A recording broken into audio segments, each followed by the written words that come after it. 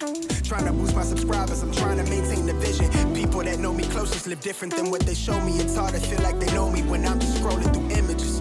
Truth be told, I feel pain, but I'm on the pinnacle. Been chasing this music thing for a minute though. Know some good people that never see success. And here I am sitting worried about show appearances. Hello everyone, I'm Angeline and she's Resa, and welcome to Season 2, Episode 119 of With the Quickness. Hello everyone, happy Sunday. Happy Sunday indeed. Today we're going to share our takeaways from the November 7th, 2022 sermon given at First Baptist Church of Lincoln Gardens in Somerset, New Jersey, and a past sermon given at Elroy Kingdom Ministries in Southbound Brook, New Jersey. So Resa, what was your takeaway today from Pastor Quick? To not let others who have wronged you have real estate in your mind. Okay, my big takeaway was don't isolate yourself. Sometimes you need to have people around you, especially like accountability partners. We all kind of need a village. Okay, and what was your big takeaway from Elroy Kingdom Ministries for this Sunday, Resa? That Jesus states that hell and the devil, aka Diablo as I call him, will not prevail against the church. Okay, my big takeaway from Pastor Caldwell was the believers of Christ will endure, persevere, and overcome whatever Satan does against Christ's disciples. Okay, you're going to learn more about what we think about these sermons later in the show, but right now it's on to Resa's playlist. Resa, what's the song of the week this week? Are we ready? It's time. We narrowed it down to one song. This is Song of the Week, currently featured on With the Quickness Spotify playlist.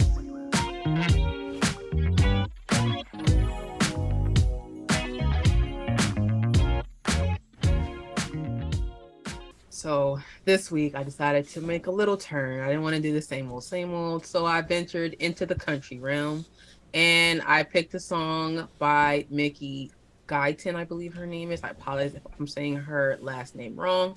She just put out a single titled I Still Pray. It doesn't belong to any album at this point in time, but it's a song that she wrote. She wrote it alongside Tyler Hubbard, who's also a country singer, and Ryan Daly and Steph Jones. For those of you that don't know, Guyton has, as of lately, she's gotten a lot of press for being a Black country singer. And we haven't really had one of those as of late in the country realm. She is from Arlington, Texas. She basically, before she put out this song, she did put out a reason as to why, and I want to read her quote. She said that no matter what you believe in, prayer is a universal language. Sometimes when you don't know what to do or how to help someone, you pray. I hope that it brings you some inspiration in those moments when you need it. So again, the song is a country song, but it has gospel infused to it. And the purpose of the song is, talking about praying when you feel helpless, praying when you need some type of direction. Like prayer is the go-to language that, regardless of what your race is, your gender, your sexuality is, that we can all relate to. Okay, great. I listened to the song myself, and it reminded me, I could definitely hear the country influence in her voice. And I like the fact that she's proud that she is a country singer and has been doing it for a while before she even attempted this song. What gets me about her being a Black country singer, there's so many people that have not been successful in pop or R&B or jazz, and they say, oh, well, I can sing country, like it's something you just put on, like a new shirt. And it's not that simple. Country fans, people that are fans of country music, we kind of know. They kind of know in the roots and the truthfulness in the writing and the song and the mastery of the way you need to sing when you sing a country song. Right. That you can't fool them. You can't fool them. It has to be something authentically there. My grandfather, who was your great-grandfather, Jesse Redden, he loves country music. He loved all kinds of music, but he said country music was more of a foundational Americana music that he grew up in the hills of Georgia all the way to, the sands in Florida. That's the kind of music he grew up on. So he can tell the difference too between Dolly Parton and somebody pretending to sing like Dolly Parton, or trying on the song. So the beautiful thing about Whitney Houston, she knew it was a country song, but she knew it was going to be restylized to fit, popular music. She didn't try to sing it the same way. Exactly. And I also want to add this little nugget in. So one of my all-time favorite country singers, Shania Twain, is going on tour. Ooh. And Mickey Guyton is going to be her opening act for a couple shows. So that's really great. And plus, Mickey did state that she actually admires Shania Twain, and she really loved her album Come On Over. So this is like a full circle moment for her. So I'm really happy that she's able to open for one of her musical heroes. Oh, I'm so glad to know that. I grew up on Shania Twain. Mm-hmm. So when she hit the country music scene and the videos that she put out to the point where she translated into pop culture, it gave everybody another way of looking in the country and saying, what are they doing over there? You know, because when I was growing up, all the music stations, like, we kind of knew what your favorite stations were in the car, and the other stations you didn't really listen to. Right. But when somebody crossed over, it made you go, oh, maybe I should try listening to country for a little bit. Maybe I should listen to a little more rock. And it made you start realizing who people are in those genres. I love that Mickey is actually experimenting a little bit with, faith-based songs. I really like that. And I hope it makes more artists decide to think about faith or think about the different topics in faith to sing about. I would love to see Miss Mariah Carey give it a chance to go ahead and I keep telling you she has. Give me, I know she has, but I want her to give me at least, 3 or 4 more songs and put it all together, all the ones in the past and the 3 or 4 newer ones into a beautiful compilation album, all based on faith. One that, we could all promote and play at Christmas time, because Christmas time is not always the fa la la and Frosty the Snowman. Sometimes it's the stuff about our faith we want to look to and, well, you know lean what? on. She does have a gospel song on her Merry Christmas to You, her second Christmas album called One Child. It's about the birth of Jesus Christ. So. I know. Like I said, I want all the songs put in one place. I don't want to go to Spotify and put it together myself. I wanted her to put it together and have some nice imagery and get a great photographer, take some great pictures and write some great liner notes. I want the whole thing to the point where a person would want to keep the vinyl as a collector. That's what I want. That's all I want for Christmas, Mariah. That's all I want. But you might gotta wait a little bit because she is working on new music, but it's not gonna be solely gospel infused. It's gonna be what is currently has always been. There's like an undercurrent of gospel in it, but it's not like a straight like. That's all right. One day it'll happen. One day we'll be watching the Dove Awards, and I'll look at you. And I'll say, "The day has come, Resa. Mariah is performing on the Dove Awards, and she has an album out." A whole album that's up for awards, Resa, and this is all I was waiting for. But you know what? Like, a lot of the lambs have been also asking from her, like, for a jazz album because she does know how to sing jazz standards as well. So, listen. All those albums are coming. I know it. I'm just saying. Right. Just to make sure when she makes the list, all I'm saying is when she makes the list of the albums she's going to do in different kind of, genres. Because she might want to do a country album, too, for all I know. I don't know. Well, she did star in a country movie. Yeah, it was directed by, so that's a whole nother situation. But what I will say was it was directed by her good friend Lee Daniels. I forgot the name of the movie, so I apologize. Mm-hmm. But she starred it was an indie movie where she did write a country song that she wrote herself, and it was a really good record. But I say that all to say she will put out at one point a country album. She will at some point put out a jazz and a gospel album. But not before. Hopefully not before the faith-based compilation. All the songs are there. All I'm saying, like, Mariah, you ain't got to start new for me. I'm not that kind of chick. All I'm asking for is take all the songs and put them in one location on a beautiful album and give it a title that totally is what you're thinking of, and then throw some other songs. Hey, look, I won't even take 4 other new songs. Give me 2. Give me 2 new songs. Really good. But give me 2 new songs and throw them in there. And just give me a nice compilation album that I can put in my car. And I know everybody's streaming in their cars, but God hasn't blessed me for a new car yet. So I still got the CD player and the XM radio. That's what I got, So I know the rest of y'all got y'all Apple and everything streaming and all that technology. Nah, I'm gonna be truthful. I'm gonna be transparent. My car's paid off. My car is mine, but it's not as new as Resa's. Resa got a newer car than me. Your car is what? But see, let me preface this, okay? Mm-hmm. I had a little thing. It was like a 2005 Toyota Corolla, and it was blue, and it was getting to the point where people were feeling unsafe in my car, myself included. Yeah, you were fresh out of college, you were working your job, and you were working your way up. I got you. And so you said, I'm going to ride this one into the ground until I get my new car. Yeah, so pretty much I knew it was bad when my younger sister was like, yeah, I don't feel safe in your car because I'm hearing things I should not be hearing when a car is moving.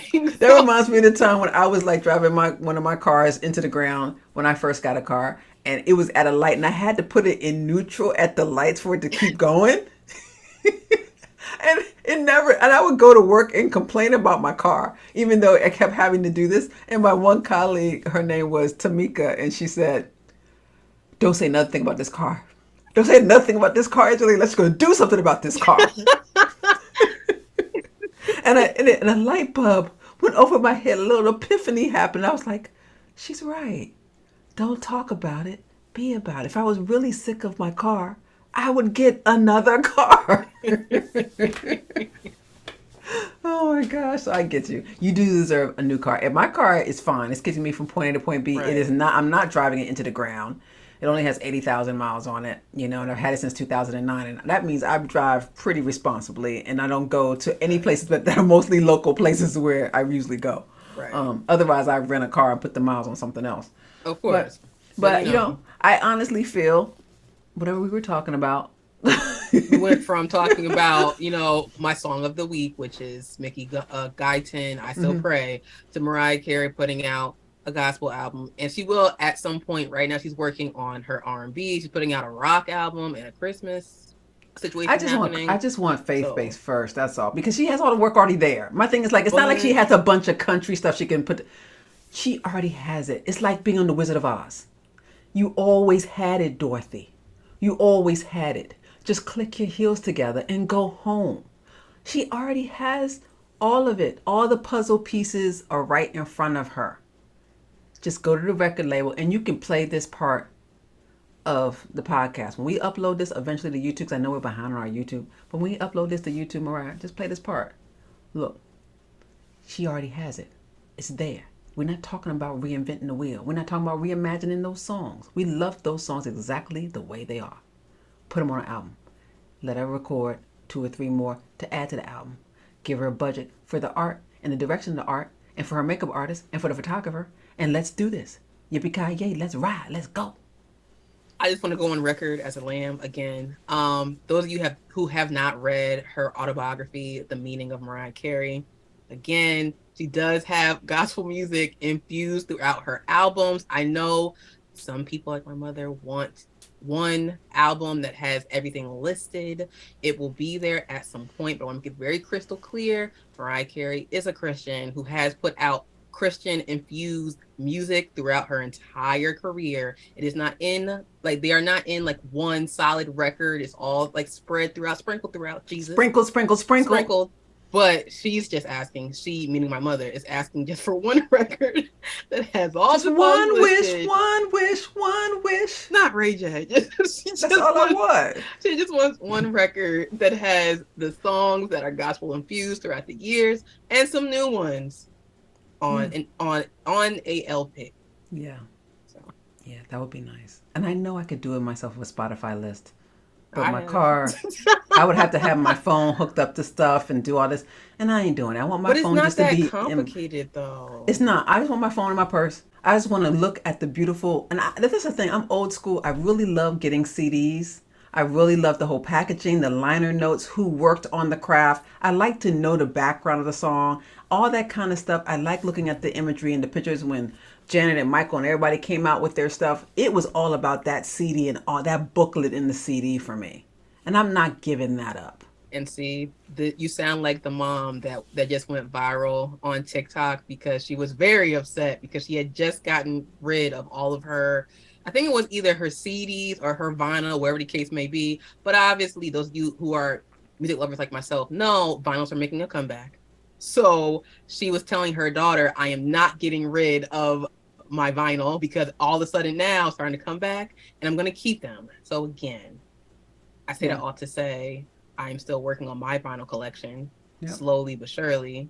but I too like the album artwork, the lyrics, the shout outs, the who wrote the song, who produced it. Those things matter to me. Yeah, for me, it's the booklet more than the vinyl. And don't gasp and clutch your pearls if you out there listening. For me, it's always been the booklet inside the CD because they put so much information from the engineers and the songwriters and the producers and all the credit you ever need to know. And when you were a child and wanted to become a singer, and you wondered what person would produce your album and who would write on it, you went to those booklets of your favorite artists and go, ooh, so-and-so wrote that song and I like that song. And so-and-so produced that song and I want them to produce me. That's how people knew who was in the business too. But streaming, as convenient as it is, doesn't give me that experience, Resa.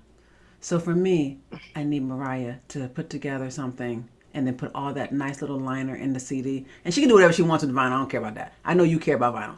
I don't care about that. I want my booklet. Let me just say, because I don't want to knock the people that that are behind creating these streaming services. They actually do have that information through on the actual streaming sites. You just have to go to it. I know that. I know that. I know where to find the information, but that's not giving it. You just said it's not really. I said it's not where I want it. I want it in that packet. I want it in that nice. That thing is like a collectible thing. That booklet.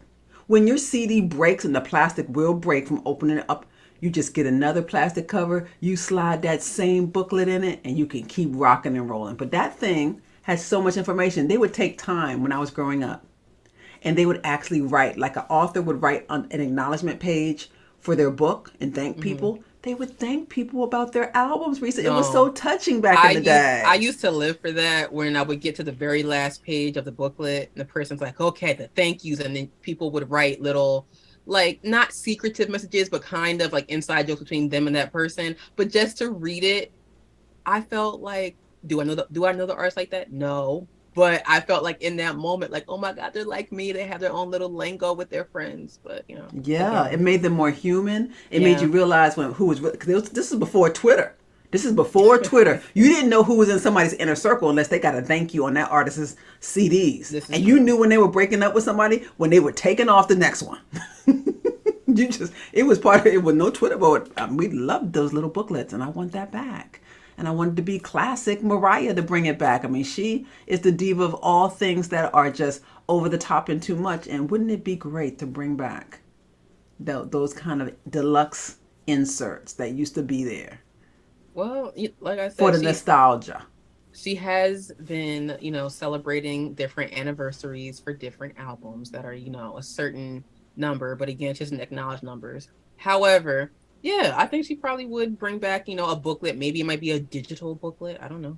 Okay. Well, I appreciate you bringing Mickey to the forefront and making me think of Mariah. I hope other artists will be like Mickey and say, I'm comfortable in my genre, but I'm going to start highlighting a little bit of my faith, some of the topics around faith, into my music, or even doing a faith-based song.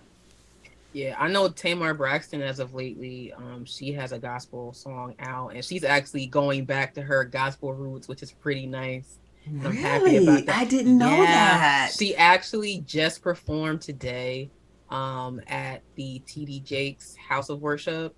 So I have to find that performance on YouTube. But she had said that, this performance is the first time that she has performed in church since she was a kid. So I was super excited. So you might feature the song. Is it a good one that you might want to feature? Yeah, I've heard it before, and I believe I do have it on our playlist for this season. But I'm just happy that she's having this full circle moment because Tamar can sing. She can really sing. So I'm super excited. She does that whistle note just like Mariah. She can. I mean, a little differently though, Mariah. You do yours a little differently, and we love that about you. Nobody can do it like MC. We know. I'm just saying they both do it, but Mariah does hers. Of course, but then differently. But let me also say too, Tamar is a lamb as well, so she knows this. But but Tamar really she could really sing. Like she's good. Like yes, there is Toni Braxton. Oh, I knew she could sing. Yeah. When she was breaking up with her husband, before she broke up and she did that album, what was it called, Resa? What Love and War? Love and War.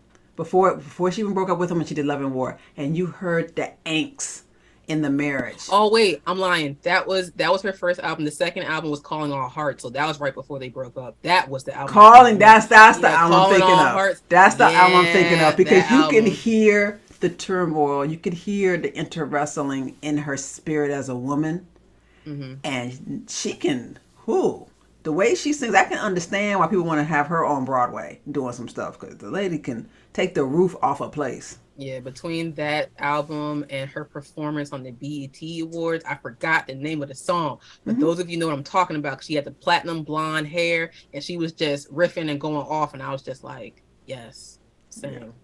Yeah. We took a whole musical moment, didn't we, on this podcast? We took a whole musical... Sometimes you need that musical moment to highlight the greatness that is God through music, okay? Yeah, and the things that are going on in the music world, it's such a big and vast world. And if there's anything that we need more of in the music industry, even though our gospel and Christian singers are doing their thing, I think the more people sing about their Lord and Savior Jesus Christ, the better this whole world will be. Maybe we could heal some stuff, you know? Listen, if I could get a record with Tamar, Braxton, and Fantasia doing a gospel album, we already starting off correct. We're trying to heal the world, because the way those two women sing gospel, that right there is a healing. Okay, I know. And if Mariah leads the way, like Pied Piper, I'll be very happy, very happy. No, but you know nostalgia. What? Could you imagine if we had, like, I forgot what the CD brand used to be. It was like some type of, it was a very popular like compilation CD that would come out every couple months. Oh yeah, like Wow 15. Yeah, something like that, right? Yeah. If we had something, and I know we had a gospel version. I can't remember what they used to call it. Yeah. But if I could have a compilation gospel album with Mariah, Fantasia, Tamar, Kiki Wyatt, oh my gosh, the Clark sisters, Tasha Cobb, excuse me. Leonard, Leonard, excuse me. And then if I could also have Sheard Kelly on there, along with other artists, I'd be happy. Yeah. Give me that, put it with a bow. Put Jessica Reedy on there too. I'm feeling her. Yeah, she's really good too. Yeah, put her on there too. There's a lot of people that I'm missing, but they need to be on that album. Compilation albums are the way to go. And I know people say you don't need them because you can stream everybody together and mix it up the way you want to. I'm not talking to you guys. I'm talking to the ones that appreciate the nostalgia. I know you can do it the new way. I've done it the new way. I have my playlist. Yeah, that's cool and everything. But there's something about having a CD. We should everybody on it. It's like when I had the Waiting to Exhale CD, Resa. People don't understand. I loved every bit of that whole album. Listen, I am a hardcore Babyface fan. I love not only his singing, but his artistry, the way he writes. Again, the Waiting to Exhale soundtrack, the Boomerang soundtrack. Don't get me started. Oh. Listen, people don't understand. I, to this day, yes, I'm only 31 and I'm young, but I still play those records because they're classics, okay? Yeah. And the way that he writes, just amazing. I know. Amazing. I know. Would you love to hear him produce Mariah Carey? He has before, though. They did a song in the 90s. Oh, yeah, that's right. He did. Mm-hmm. She's worked with him. Yeah. I would love to hear him produce a whole album, though, with her. I would love... I mean, seriously, I know she takes a lot of creative control herself, but it would be nice to see both of their brains together, what they would come up with. Honestly. So, are you talking about kind of like, you know how Babyface and Tony did a collab album? But I don't want his voice on her album. Oh, okay. I'm sorry. I can always hear his voice more with Tony. I don't want to hear your voice, Babyface, on Mariah's album. That's not what I want. What I want is, because she's such a creative person, has produced herself and has produced other people, I want to see what he could bring to that voice and the way of how she vocalizes words and stuff like that. It'd be a heck of a collaboration, but I mean, he could be in the background. I love hearing Babyface's voice in the background, but I don't want to hear no duets. They probably gonna put one anyway if it ever happens, but I think his voice is not what is needed to get her to. It's almost like an Adele thing I'm looking for.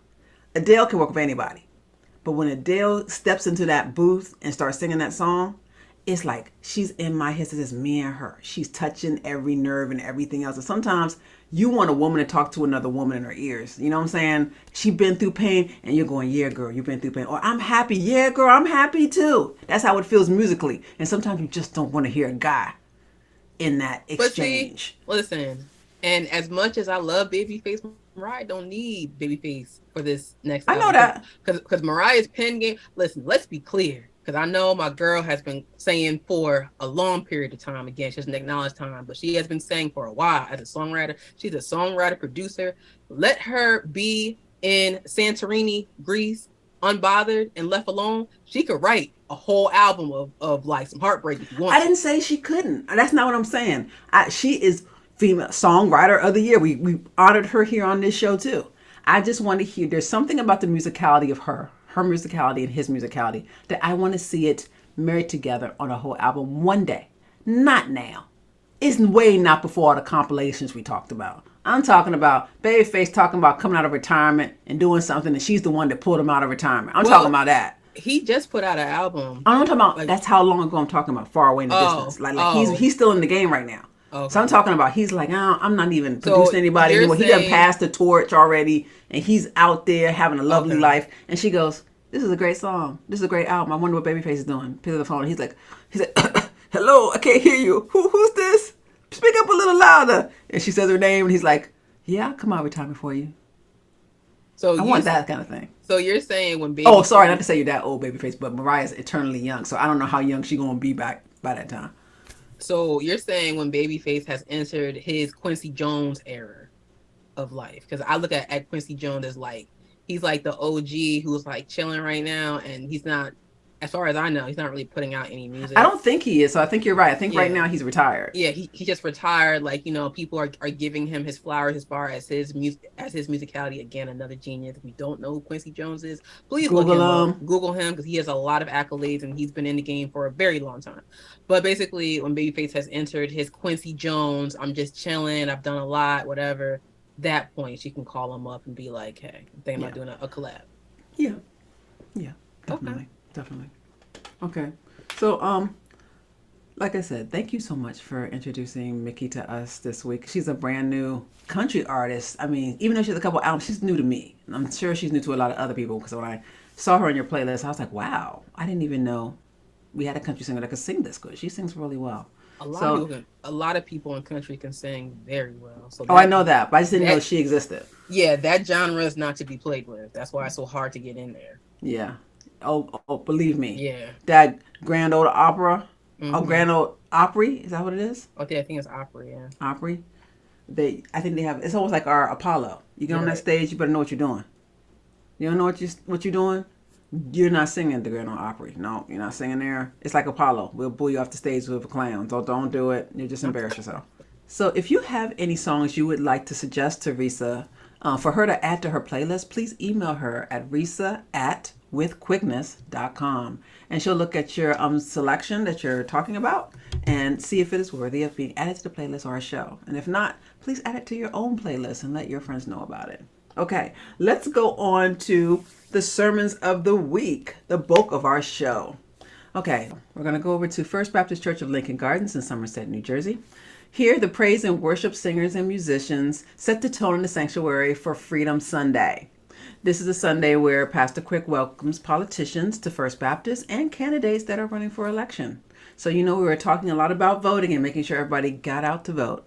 First Baptist is really good at voting, so our job this Sunday is mostly helping other people that haven't voted go vote. So we also saw in the audience Bonnie Watson Coleman, and she is our Congress lady, and she came through without her husband, but she did come through, and it was great to see her in the congregation today. Now, our theme for this month is I Press My Forgiveness. Gina Bowser shared her testimony about how she lost her son to a random act of violence, and how she struggled to forgive the people that were the culprits of it. But she did explain in her testimony how she was able to forgive the people responsible for his death and move on with her life. Never forgetting her son, but moving on.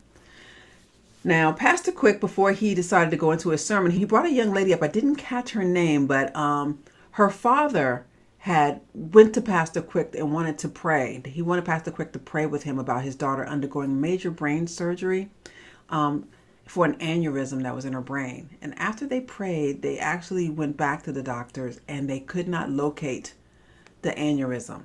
So Pastor Quick did an altar call, asking everyone that wanted covering of God to come forward, those that needed it. And so that took place this Sunday at First Baptist. And then he also reported that during Saturday, we had our COVID-19 vaccine clinic, and they also did testing going on. They ran out of supplies. They were giving so many people the vaccine that they actually ended up going to Newark and getting more. And they stayed there for a big chunk of the day, making sure that everyone got their vaccinations. Pastor Quick says he wants the church to lead the community in taking care of our health, all right? And continuing to help others do so. He said, let's continue to care for each other in that area. And then he went on to the bulk of his sermon. And Resa, I think you're going to like it because the title was, Let It Go.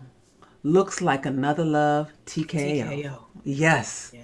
And the minute he said it, you know, the audience was, the disciples, they were all chiming in, saying the same words with him. And he said, stop preaching my sermon, like he always loves to tell us when we kind of finish his words for him. Well, his scripture this Sunday comes from Genesis chapter 32, verses 22 to 32 of the New Revised Standard Version of the Gospel. Now, this is an account is in Genesis, and it's one of the most perplexing stories in the entire Bible. In this narrative, in which Jacob wrestles with a spiritual being that we presume is either God or an angel throughout the night, and he's given a new name, Israel. It's both hard to interpret this story and yet a monumentally important spiritual text in the Jewish and Christian faith.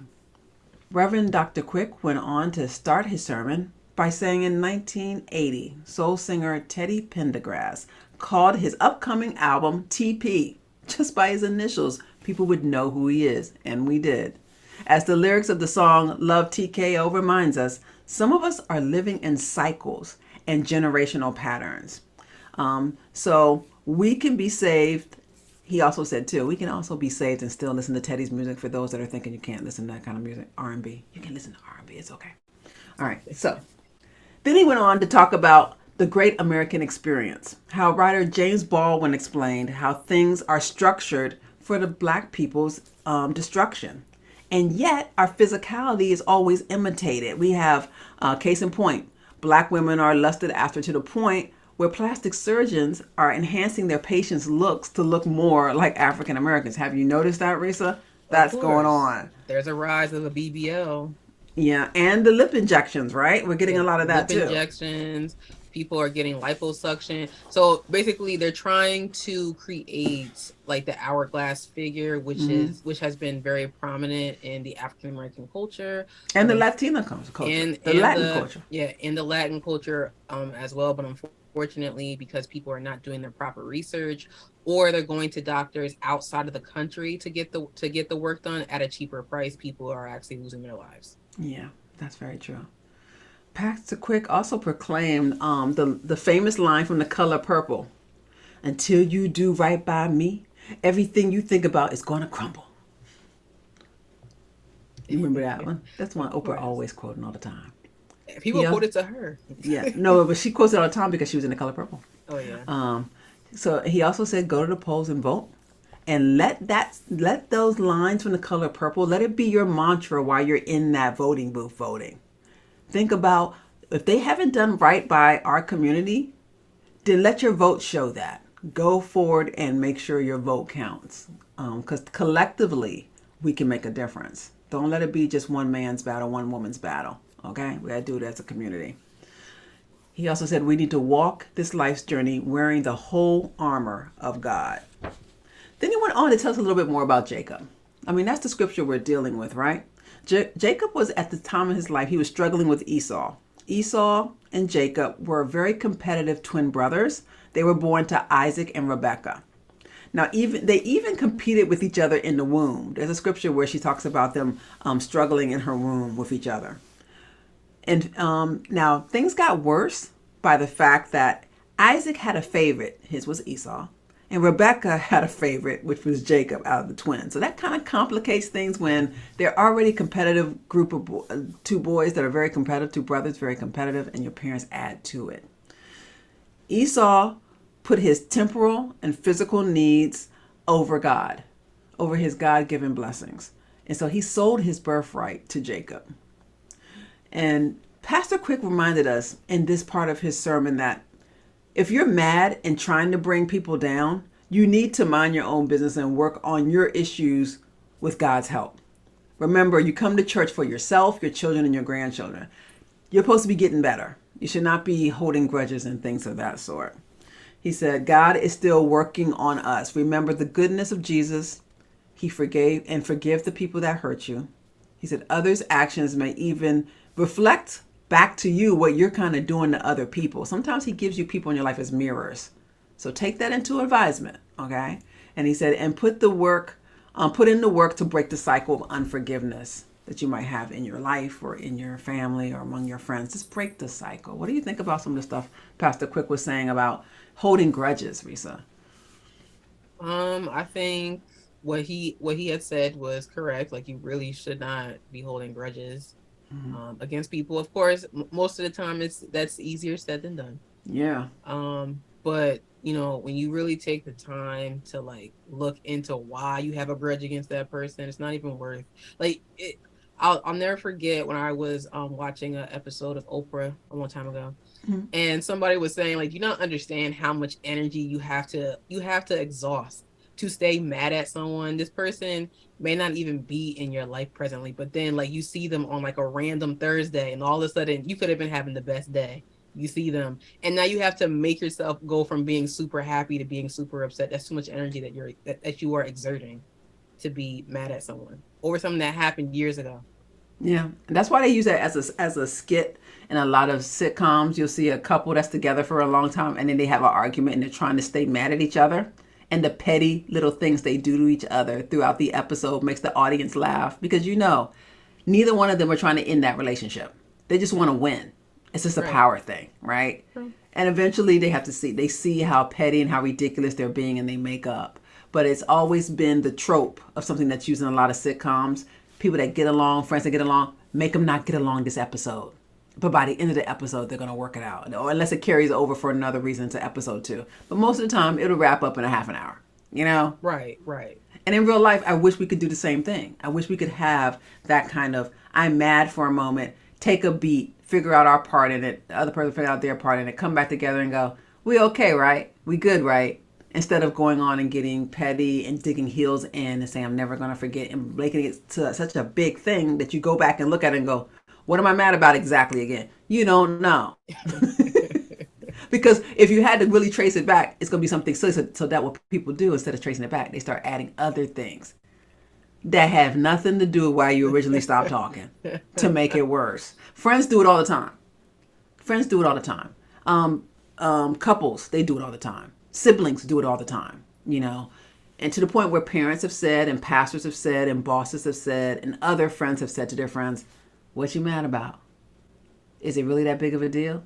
Aren't y'all family, or aren't you friends, or isn't that your wife? That's what ends up happening. Most of the time you feel the pettiness of it when people try to dissect it. So you isolate. I don't want to be around nobody because they're going to dissect it and tell me I'm wrong. Yeah, it happens to all of us. Some people just want to be right, so they don't want someone to tell them, like, well, after hearing your side of the story and looking at the full picture, like X, Y, and Z, they're like, oh, no, you don't understand. You weren't in it. It's just like, you just want to stay mad.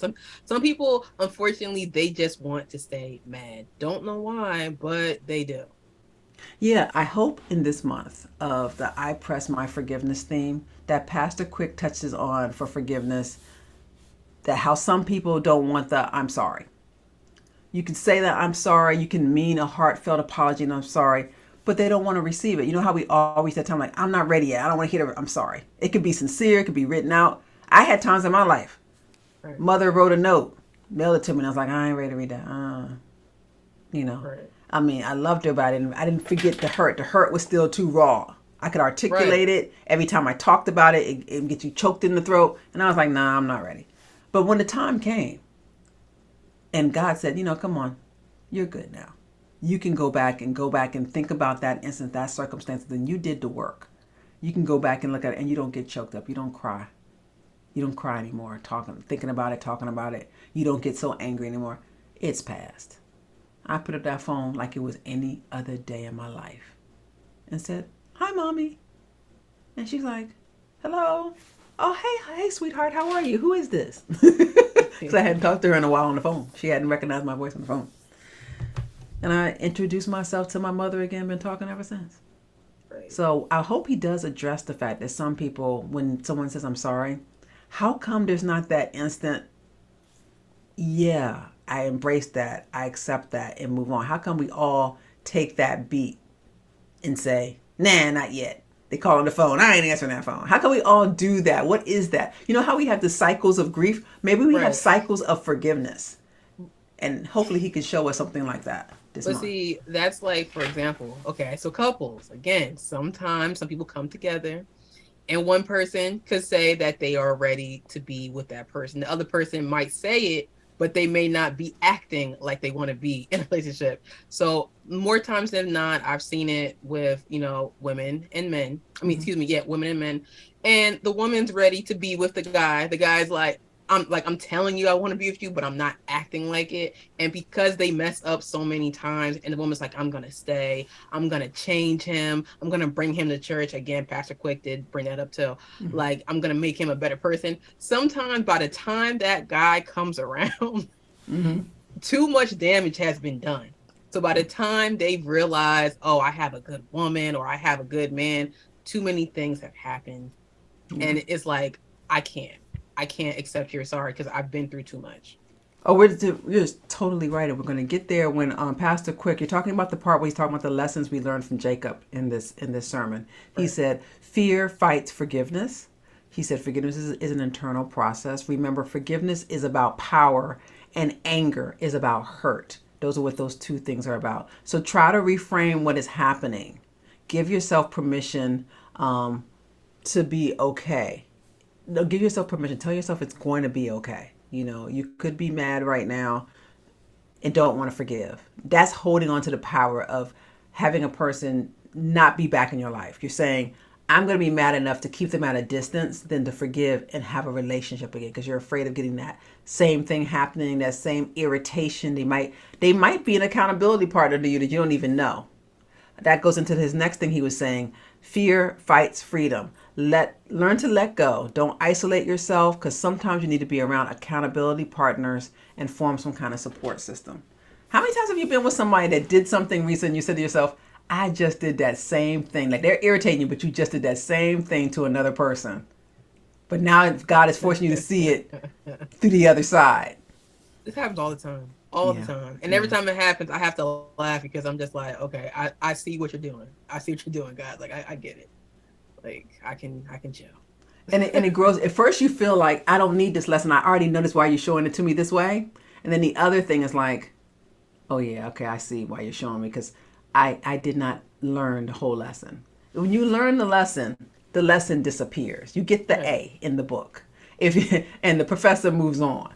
But if you failed, they look at it and go, oh, you didn't get this. Let me give you another exercise to practice again. Here's another one you could do. Maybe you'll get this one better. And it's the same repetitious stuff. And it feels like Groundhog Day because God is saying, you think you know what the lesson is. But I'm trying to show you, my child, you don't know. That's why I keep giving you the lesson. But see, the lesson of life from Jesus is very funny to me because yes, he'll give you tests. If you don't pass, you know it's going to come up again. But the best ones, and where I keep getting tripped up as of lately, is where like you passed that test. You got a straight A, did the extra credit, you got extra points, right? Then God goes, okay, say less.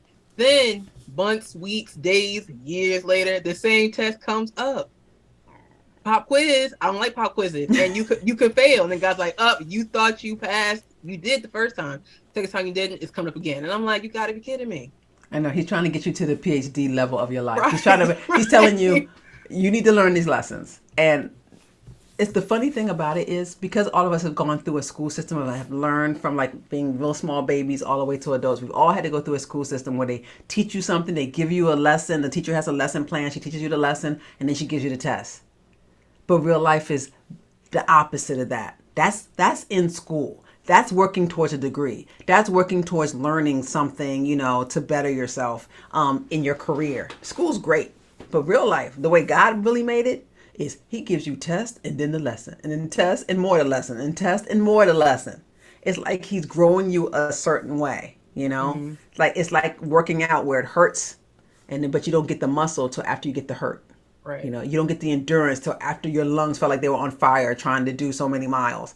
You get it after you go through something. So for him, test, you'll get your lesson. So I'm going to put you in this refiner's fire. You're going to come out on the other side looking like beautiful, you know, beautiful gold, you know. All the impurities going to be burnt off and melted away. Mm-hmm.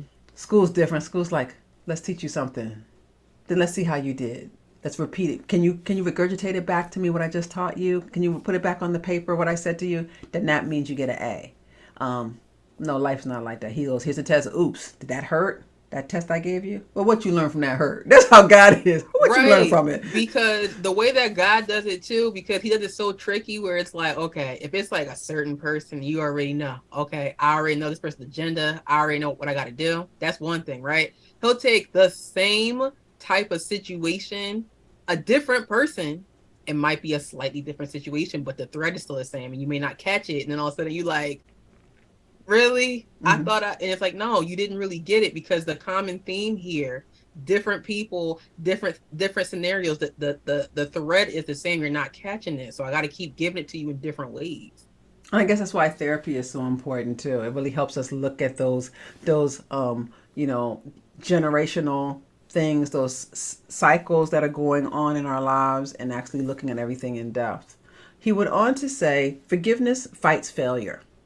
He said, free yourself from others' expectations and don't live for other people. Forgive yourself when you don't succeed. He said, Jacob wrestled with his own consciousness, or God / that angel in the story.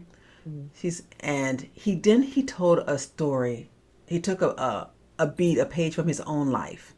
And he spoke about his childhood abuse by a male neighbor. And how Dr. Jim Hunt had helped him with therapy. And it was so transparent. I think there was like a hush over everyone online. Nobody else was typing, nothing else when I remember hearing that. And I don't think anybody in the congregation was, you know, we've always been very attentive to when he talks, but I think we all paused for a second because we didn't know where he was going or how far he was going to go into being transparent. What did you think about that when he was talking about his childhood abuse?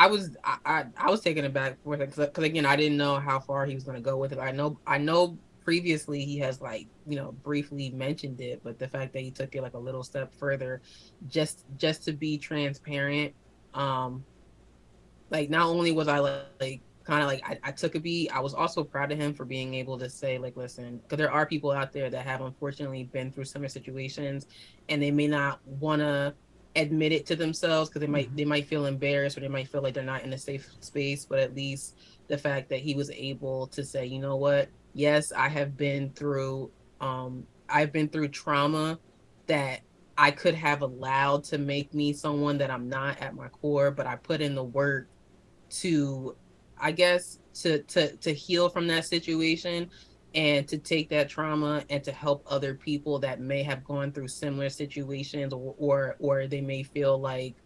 Now, what did you mean it's not him at the core? Say that again. I don't quite understand. So it's almost like, so how I look at it is, okay, so when everyone is like initially like born, they're born good people, right?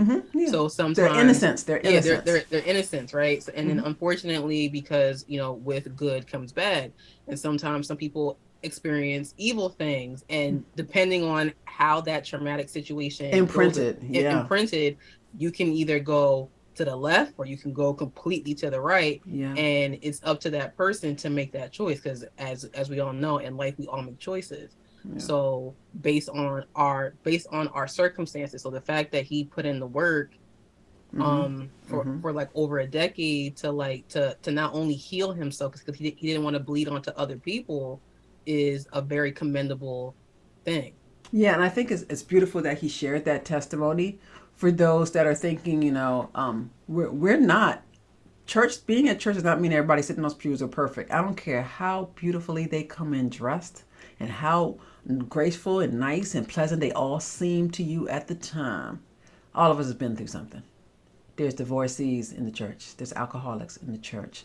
There's people that have committed crimes in the church. There's people that, you know, have been abusive to their mates in the church. They're all right there. Because why? All of us are sinners, Lord, trying to get back to you the best way we can.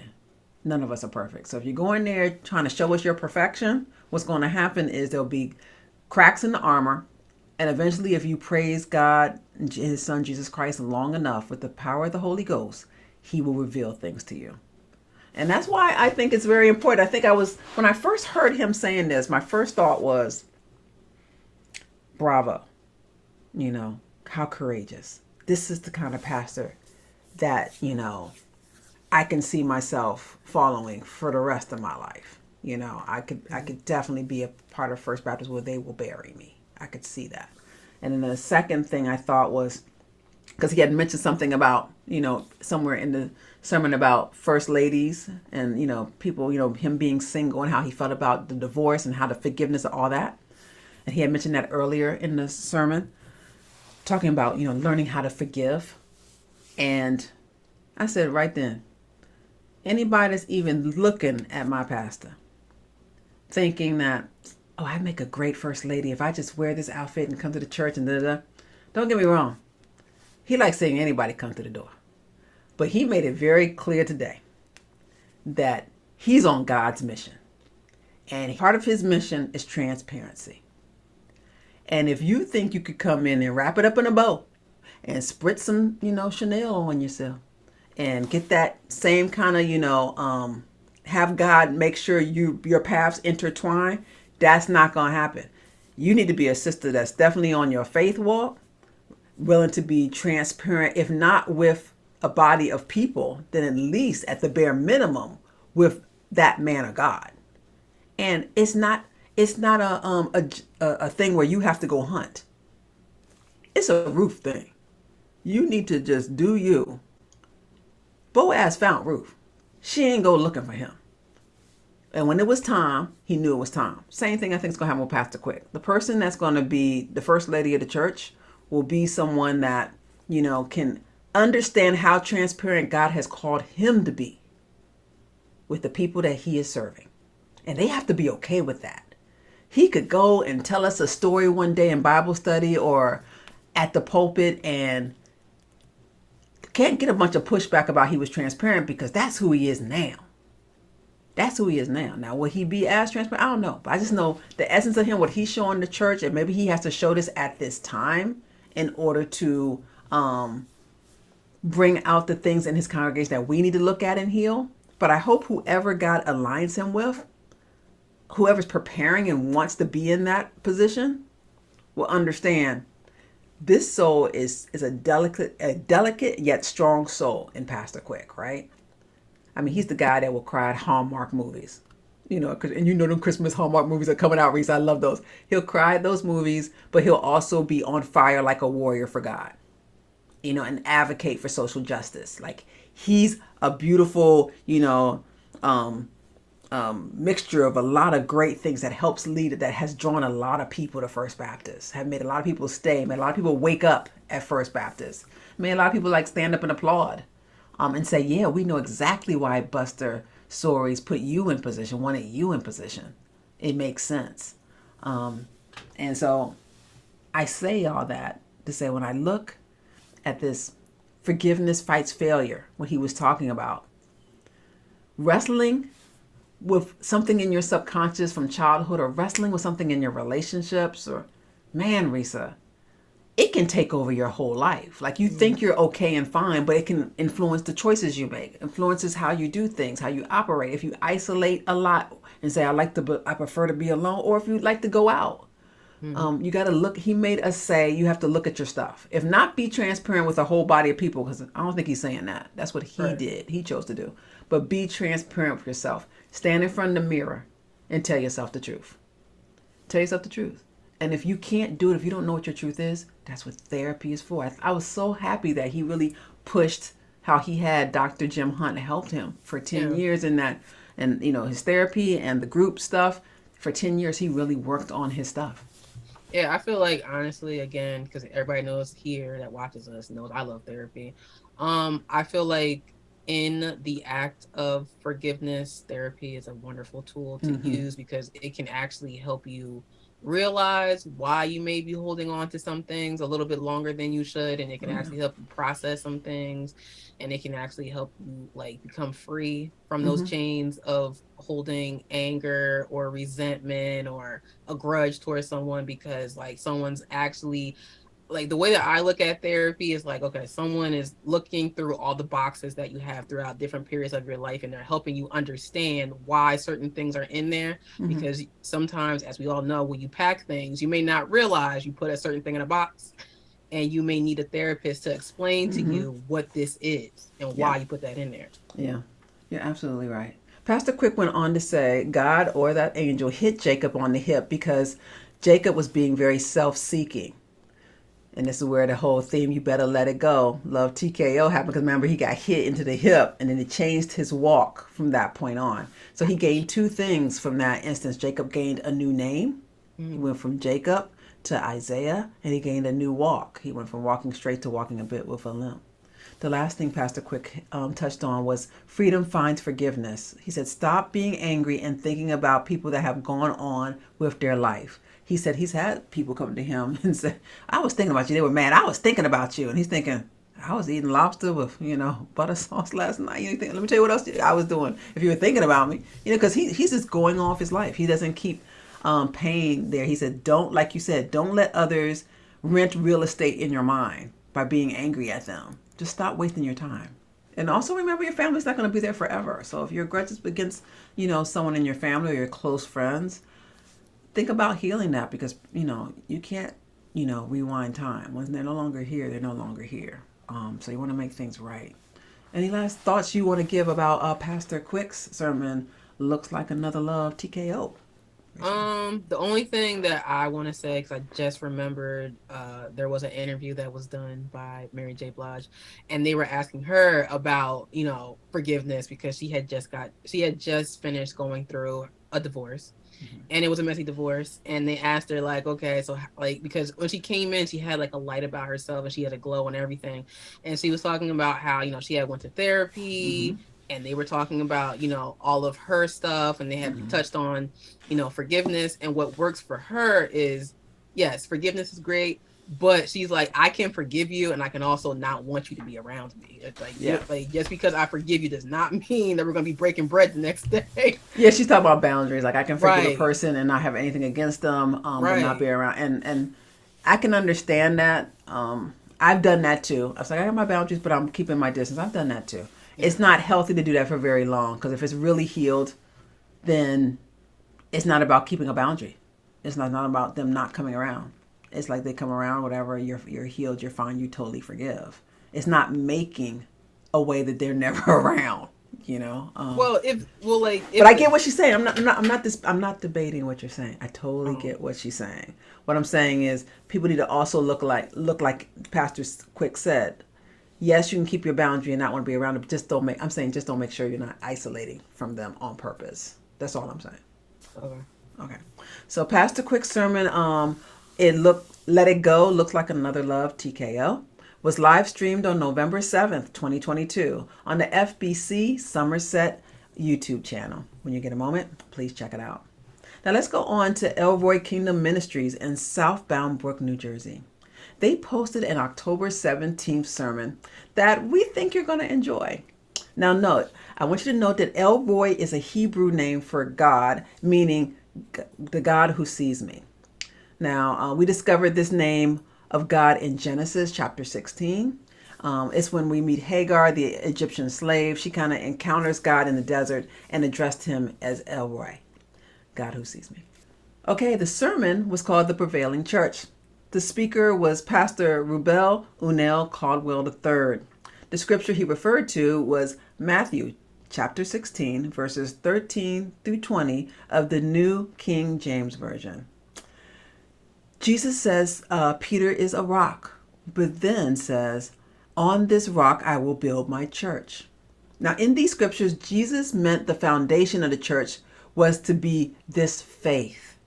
Peter himself is like the first rock in God's building. Jesus is the foundation, and God's building is the church. And Peter was the first person to declare that he believed in Jesus and became an important leader and teacher in the early church. So Pastor Caldwell starts by saying there are many people that profess to be Christians, but that doesn't mean that they're believers. There's a distinction between the Church of Jesus Christ and a church that has compromised its standards to appease the world. The Church of Jesus Christ is a prevailing church. It's the bride of Christ, preparing for the Lord to seek and do his will alone. I was so moved by Pastor Caldwell. We had an opportunity to run into him yesterday, him and his lovely family. And they had no idea. We had no idea that we would end up spotlighting them today. Right, Resa? No, we really didn't.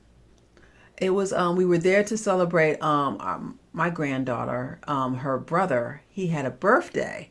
And so we were celebrating his birthday at a family dinner, and we couldn't even stay that long because we had work to do for the podcast. Right. So we stopped by and, I'm talking to his lovely wife, Chandra, and his daughters, and he sat down and, she said, we told her about the podcast and the family about it. And we found out that they're actually a first family of faith. And when he came to the end of the table and she said, and I said, well, what's his favorite sermon? What's the sermon that he really wants the message to get out to the world? And she turned to her husband and said he had just sat down and his eyes went big, like, what? Huh? Was like, what's going on? What are you guys talking about? And it's like, well, they have a podcast and they want to know what sermon you would want to get out to the world. And when I listened to it, I've listened to it like twice now. And I realized that this is such a good message. And it comes from a small church. We have put a lot of big churches on. And people probably wonder, when are you guys going to do an average church, a regular sized church, or a smaller church? This is the one that God gave us because we hadn't started the small church series yet. So God put Pastor Caldwell right in the middle of all these big name pastors we've been, investigating and listening to their word and everything else. And I said, well, why? Because it's like, I'm trying to figure out why this pastor. And when I heard the message, I said, it's about this message. This is the message that God gave him the vessel to have and to disseminate it. And so if we can help this message get disseminated and people know about Pastor Caldwell and what he's trying to, let all the saints in the kingdom know, then we could be for that, right? Yep. Totally be for that. So let me tell you a little more in depth of what he talked about with his sermon, The Prevailing Church.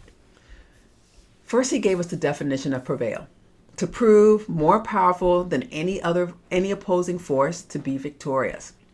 Jesus stated the gates of hell will not prevail against the church. Also in the scripture of Matthew chapter 16, Jesus asked Peter, who do you say I am? Like, who am I? So Pastor Caldwell asked us as saints, he says, who do you say Jesus is? Because right now in our world, some people believe Jesus is just a former prophet. Others believe he was a man that once lived and now he's gone, right? Now he's dead. And he said, men keep trying to identify Christ with their flesh and with their carnal mind, but they need to identify who Christ is with a spiritual mind, with the power of the Holy Ghost. And that's a powerful message that Pastor Caldwell gave us, because he was looking at the totality of our world and our society right now. And I think God put that message into him to remind us as saints that, yes, the world is calling Christ a lot of different things. He's a prophet. He's a great man that once lived.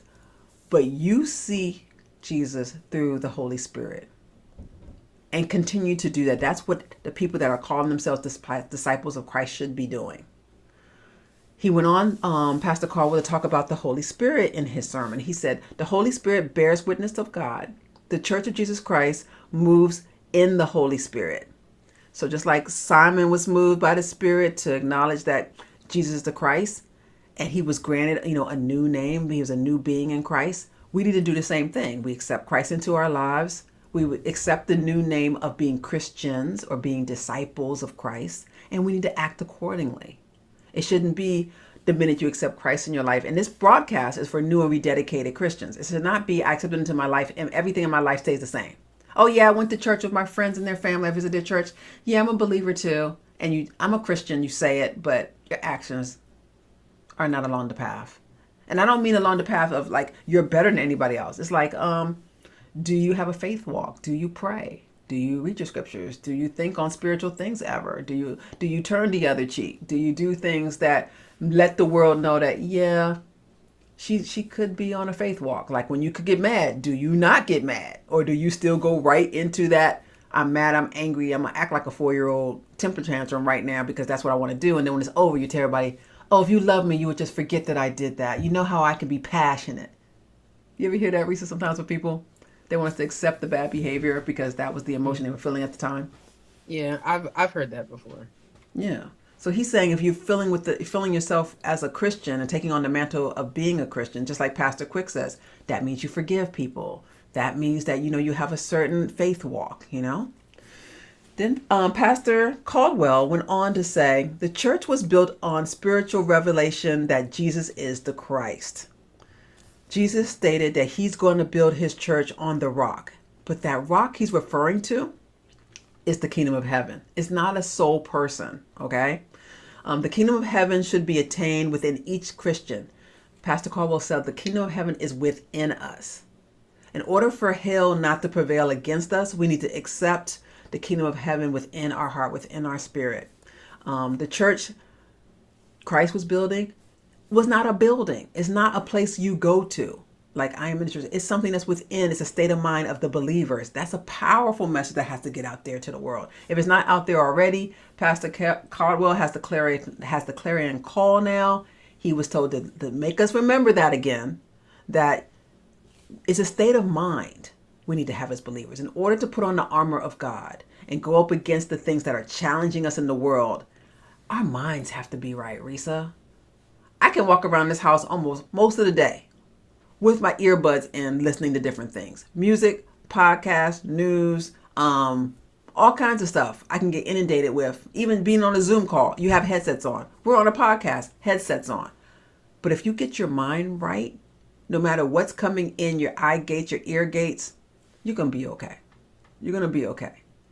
And if you get good people pouring back into you, messages and words, and like having people you pray with, or having people you read scriptures and do Bible study with, or opening up the word yourself, or surrounding yourself with people that are believers like you, and people that aren't believers but just believe in something higher than themselves, and they're good people. Surround yourself with people that help it become easier for you to slay the dragons and do what you have to do in life.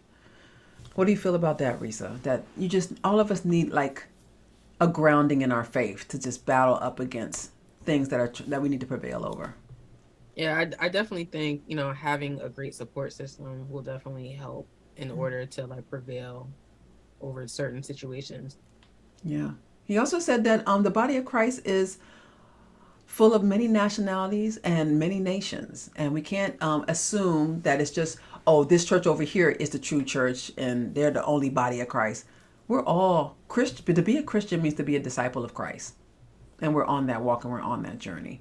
And Pastor Caldwell says, when you see another, you see each other and you're going through stuff, lean on each other. It's okay to, talk to your fellow man that's of a Christian faith or a Muslim faith. People of faith, we need to help each other. And, remember that, we're all on this walk. But we need to, and this is the part I love the most that I kind of remember that Pastor Caldwell said. He says, believers of Christ will endure, persevere, and overcome whatever Satan does against this body of disciples.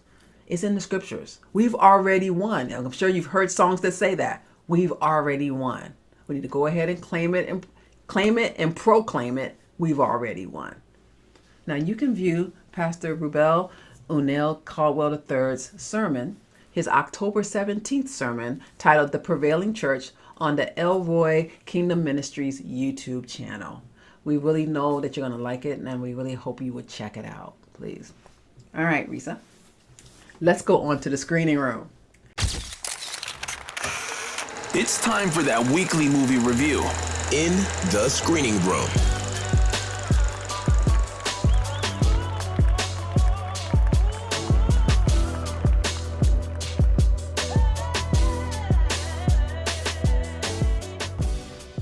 This week's movie was a little tricky for me. It had some triggers, I'm not going to lie. It's called God and Salsa. All right. It came out in 2022. It's an independent film. And I saw it on the PureFlick platform. PureFlick is not a sponsor of this podcast, but one day, God willing, they will know we exist. And they would want to sponsor us. One day. We're hoping that. Okay. But you can actually watch this movie, God and Salsa, on many streaming platforms. That's just the one that I chose to watch it on, was PureFlix, but it's everywhere. Okay. It was written by Anayansi Thomas and Jess Thomas, directed by Perry Lang. It stars Giovanna Vidal, Javier Luna, Sarah Henderson, Brian Fortuna, and others. Now here's a brief synopsis. God and Salsa is the embodiment of Ecclesiastes chapter 3, verse 4.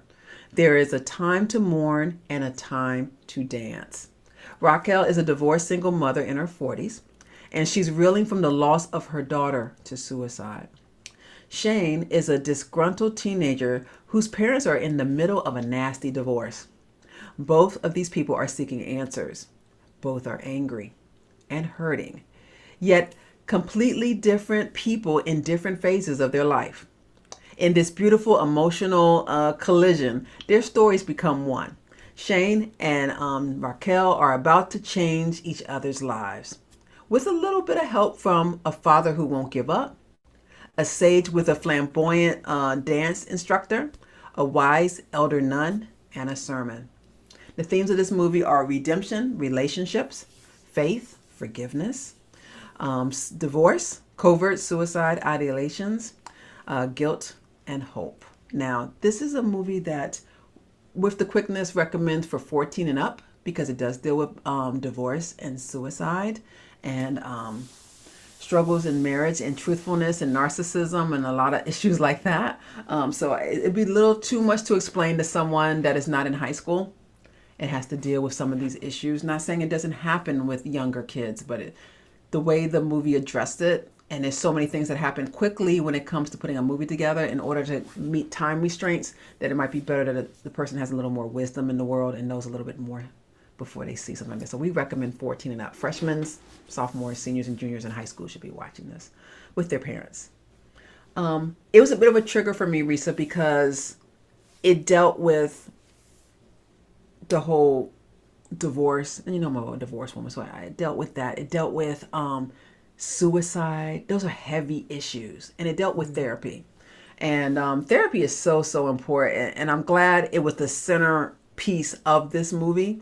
Raquel is a therapist, but she's a therapist that had a loss of her own. She's the one that's supposed to have the answers for everybody. But when her daughter took her life, how can she counsel other people? She had to wrestle with, because she's a Christian, so she had to wrestle with her faith. Why would you take my daughter? She has to wrestle as a professional. What didn't I say? What didn't I do? I'm a person in this field. I should have saw the signs. So she's beating herself up with that too. And then to be given someone like Shane that is having a difficult time and thinking about suicide, and, you know, things of that sort, that had to be a bit of a trial for her, to have your boss, after you come back from being gone, to take, because you're grieving and you're finally getting back into the rhythm of being a therapist, and one of your cases that they want to give you is someone that has that kind of issue, the probably same issues your daughter had. That's really hard. And it was a little bit triggering for me because it made me cry a little bit. It wasn't a high level production. This is an independent film, so it's not glossy at all. It's not everything is in perfect working condition. The lighting is perfect. The sound is perfect. The script doesn't have any errors. There's errors. You can hear some of the places where they could have expounded on the script some and flesh out the characters more, and I get that. But even with that, it's a really good story. The lady that played Raquel, she does more of her face. I mean, I said, I don't know if this is her first acting thing or not, but the thing she did with her face alone, I was like, yeah, she looked like she was really grieving all through this movie until she got to the other side. It had a bit of a Stellar got her groove back feel in the fact that she was one mindset before and going to a dramatically different mindset. A little bit of eat, pray, love feeling before to having another mindset on the other side. So I know those two films are very secular films, but I'm trying to give you a point of reference in that it's a every man's journey type of film. and it's one I think you would really like. So even though it starts off a little slow and you're kind of wondering where we're going, and you're like you're saying to yourself, is this going to be too deep to watch? Go through it. Go through it with Raquel, and you'll see. When you meet Shane and start understanding what's going on, it makes perfect sense. So it's a really good movie. I hope you'll watch it one day, just to get a feel for the music. The salsa music was excellent. I think that's a real salsa singer they had up there doing it. But it was really good. I hope you watch it one day. Yeah, I'll definitely give it a look. Yeah, and I want to have something. I hadn't featured a movie with a Latin lead yet, and I think it's important that we do represent, all races here. So I want to make sure we start, touching on wonderful actors and actresses in that genre. So if you want to check it out, please go to withquickness.com and look at the trailer there for Guyton Salsa. It's right there listed on the screening room page. So the last part of the show is before the Bema Seat. Come before the Bema Seat. Come before the Bema Seat. When life's journeys meet. Every week, testimony of the one who brings hope and victory. With joy and reverence, we will sing our praises to the King of Kings, the Bema Seat. Come before the Bema Seat, the Bema Seat. Come before the Bema Seat. We decided for this season for the Bema Seat, we will always share a story of faith. And I wanted to share one with, if we didn't have an interview, that's what we normally would do. But if you want to be interviewed for With the Quickness, our Bema Seat interview, please let us know. And I'll give you more information about that on the other side of this tale. Now, I'm bringing forward this week about Hayden Philpot. Now, Hayden stands alone at the flagpole. Let me explain this to you. As a blogger, Florida mom Stacy Philpot spends a lot of her time online, but she decided to take a vacation from Facebook. Take a little strike from it. A lot of us have done it at different times in our life. Have you ever taken a break from social media, Resa? Yeah. I don't really call it a strike. I just call it a break. Well, how long is your break normally? Like a week, a couple days, what? 3 days, and then I'm back on social media in some capacity. Got you. Well, she definitely took a little bit of a break, but she's a blogger. So that's her work, is doing everything online. So when she said she wanted to disengage, I kind of think it was probably longer than 3 days, because she had a friend, when she was taking this break from Facebook, send her an urgent text saying, you can't miss this. About she has to go on the Facebook. You can't miss it. You got to go. So she went up there and she realized it was a post on Facebook showing a boy standing alone at a flagpole praying as a part of See You at the Pole Day. Now, See You at the Pole Day is a yearly event that encourages students everywhere to gather at their school's flagpole and pray for their school, pray for your friends, the families, the churches in the area, and the communities. Now, this event usually draws a crowd at every one of the schools, and it normally happens on the fourth Wednesday every September. Okay? But this brave boy, in 2016 at the Mineola High School, he was the only young man standing at the flagpole. He stood alone, praying all by himself. And somebody passed by and they were so touched that they snapped a picture of him and they posted it on Facebook. And this is what they wrote underneath. I commend the young man that stood alone at Lake Mineola High School at their See You at the Pole Day. I welded up with tears, happy tears, proud tears. I honestly didn't know that it was today until after I had left and heard it on the radio. Please take a moment today and pray for our children, schools, teacher, and administrators. Pray for protection over them, guidance and wisdom, and have a wonderfully blessed year. And then the comments started pouring in on this lady's post, right? And praising the young man for being courageous. I mean, of course, they loved the picture of him. Hayden was a star. And then his mom gets notified to look at this post, just out of everybody's talking about it. So she looks at the post and she realizes that's her boy. Stacy Philpot, that's my boy. The little boy I rocked to sleep wearing his little blue airplane pajamas when he's sick. This is the toddler that loves Elmo and couldn't go to sleep without holding his VeggieTale characters. Her little boy, that little boy, and she said she was completely undone. She texted her son right away and said, "I'm so proud of you," when she, realized what he did. And then Hayden said, he's kind of surprised by all this attention. He originally thought he was just going to just stand there and pray until other people came. He just figured he was first, right? And he had told his mother the following. He told me with sheer amazement in his voice that as he stood alone and prayed, the cry of his heart had been to God. This is what he's praying inside to God. God, as people drive by, let them wonder and let their hearts be pricked. And boy, did God answer that boy's prayer, because this lady, whoever passed by, was not only pricked, they took a picture of him and they posted it.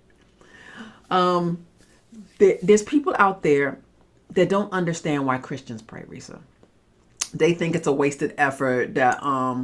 But I think Hayden kind of proved how powerful prayer really is, because he not only pricked somebody's thought about prayer and what the kids were doing for See You at the Pole Day, but he caused a whole network. He went viral, causing a whole network of people to pray for their schools and for their students and for the teachers just by that one little post. And he was out there all by himself. He stood alone doing something that he would normally do if there was a bunch of people there. Wow. He was standing out that day. Now, most people, when it comes to standing out, they say, "Oh, I don't want to stand out. I want to do this by myself." And I can understand the anxiety with it, but it's some courage to go through with a faith walk. Some people don't want to wear their crosses around their neck. Some people don't want to wear a shirt that has anything to say about Jesus. They'll wear shirts that say other stuff, but they ain't wearing no Jesus shirt. I don't know why, but some people feel some kind of way about it. That's too Christian. That's too this. Right. It also is something that's going to make you stand out. So I have a lot of respect for Hayden and his mom, Stacy, for them putting the story out and telling their side of what was behind everything that happened. And God bless them for going forth to pray for his school, his community, his teachers, his principal, and everybody. When nobody else showed up and did it, I'm sure all of them after that, they said when they saw him going viral, I bet you everybody in that school said a little prayer. Right. They said a little prayer like, "Yeah, let our school be cool. There's a lot of shootings that's going on. Let us be cool. Let us be covered. God protect us and watch over us." So I never heard of See You at the Pole Day till this story. How about you, Resa? I've never heard of it either, to be honest. Yeah, we always do things where we talk about scholarships at First Baptist. We talk about, they might know about it, but this past September, when I was getting ready for school, I didn't hear anything at the church about See You at the Pole Day. So I'm hoping it's a student-led movement, and there's a website that actually says it's on the 27th for 2023, September 27th. I think that's the third Wednesday, and they're looking forward to people of all faiths just to come forward, and you stand in prayer together at the pole, the flag pole of your school or your house of worship. People have been going to their houses of worship, the parents, where their kids are in school, and going and gathering and praying there. Because this is a student-led thing. So we're hoping that the students and their teachers and faculty, they will all go and pray. And those that are not connected to a school system don't show up.